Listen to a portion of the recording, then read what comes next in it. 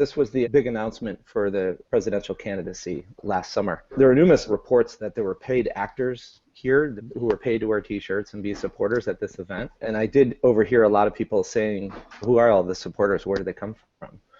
And now we fast forward to a different time, and that's kind of a moot point. You know, we're still trying to figure out who everybody's supporters are, but there's no lack of supporters. You know, there's no need to pay anybody now. From what I understand, that the people on the mezzanine were his staff or many of his employees. Is that true? I don't know specifically, but there's a mix of security, there's a mix of staff. I would say everybody on the floor in front of the podium are all media. The thing that I noticed about the Trump Tower announcement is the obvious opulence, which is a little bit of a detour from what candidates usually do, particularly populist candidates, where they, you know, situate themselves among the people, and Al Gore comes out in flannel shirts with the sleeves rolled up. You know, Donald Trump presents himself as the populist candidate, even as he's surrounded by the trappings of his own personal wealth.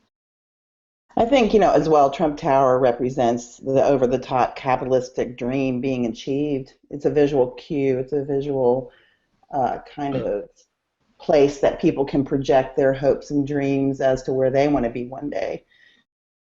There are many other things that go into this, and I think on a general campaign photography point, this goes to everybody. This isn't just about Trump. They all use the same color blue of the curtains and the flags and the carpet that he's standing on, and they always create this box.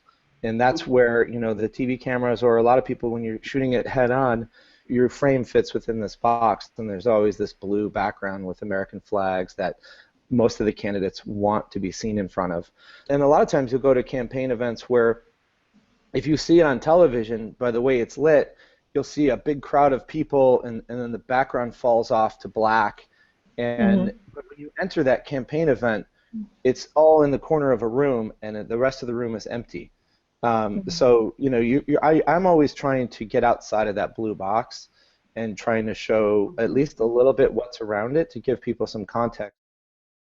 I just want to say I really appreciate the way the lines in this photo, you know, and the mirror and all of these kinds of things you captured so nicely, both the constructed nature of what this event is, but also, I mean, in some ways, I view this photo as a kind of strange preview, you know, of what was to come.